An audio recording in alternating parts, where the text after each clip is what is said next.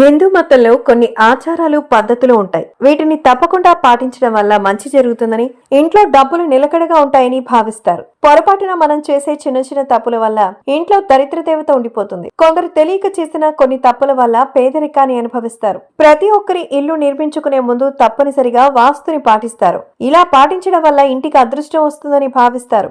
కొందరు వాస్తు నియమాలు పాటించకుండా ఉంటారు. ఇలాంటి వారి ఇంట్లో దరిద్ర దేవత ఉండడం వల్ల కటిక పేదరికాన్ని అనుభవిస్తారు. అయితే సనాతన ధర్మంలో వాస్తుకు చాలా ప్రాముఖ్యత ఉంది. హిందువులు తప్పకుండా వాస్తువును పాటిస్తారు.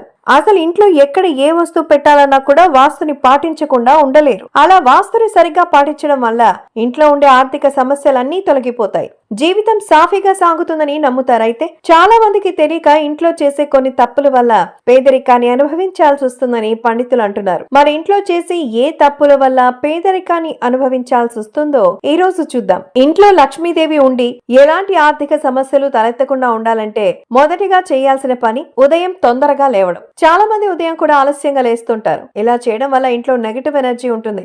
లక్ష్మీదేవి ఇంట్లో ఉండాలనుకుంటే వేకువజామునే లేచి ఇంట్లో దీపాలు పెట్టాలని పండితులు చెప్తున్నారు. ఎవరైతే ఆలస్యంగా లేస్తారో వారు ఎప్పుడూ కూడా కటిక పేదరికాన్ని అనుభవిస్తారట.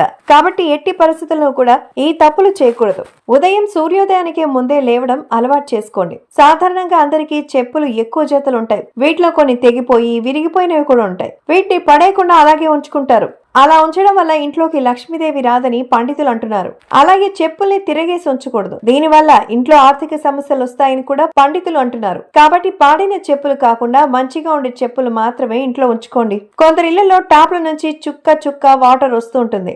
అలా వాటర్ పడడం వల్ల చిన్న సౌండ్ కూడా వినిపిస్తుంది. ఇలా వాటర్ పడడం అంత మంచిది కాదట. ఇల్లంతా నిశ్శబ్దంగా ఉంటే వాటర్ ట్యాప్ నుంచి అలా పడితే వెంటనే ఆ సమస్యను క్లియర్ చేయండి. అలాగే తలుపులు ఎక్కువగా శబ్దం చేయకూడదు. అలా చేయడం వల్ల ఇంట్లో ఉన్న లక్ష్మీదేవికి కోపం వచ్చి బయటకు వెళ్ళిపోతుందట. అలాగే పాడైన ఎలక్ట్రానిక్ వస్తువులు కూడా ఇంట్లో ఉంచకూడదు. వీటి వల్ల కూడా ఇంట్లో ఆర్థిక సమస్యలు వస్తాయని నిపుణులు హెచ్చరిస్తున్నారు. అలాగే కొందరు ఇంట్లో అసలు దీపం పెట్టరు, పూజలు చేయరు. ఇలాంటి వాళ్ళ ఇంట్లో కూడా లక్ష్మీదేవి ఉండదు. అలాగే మంగళవారం, గురువారం వంటి రోజుల్లో గోళ్లు, జుట్టు కత్తిరించకూడదు. అలా చేయడం వల్ల ఇంట్లో ఉన్న లక్ష్మీదేవి వెళ్లిపోయి దరిద్ర దేవత తిష్ట వేసుకుంటుంది. కాబట్టి ఎట్టి పరిస్థితుల్లో కూడా ఈ తప్పులు చేయకూడదు.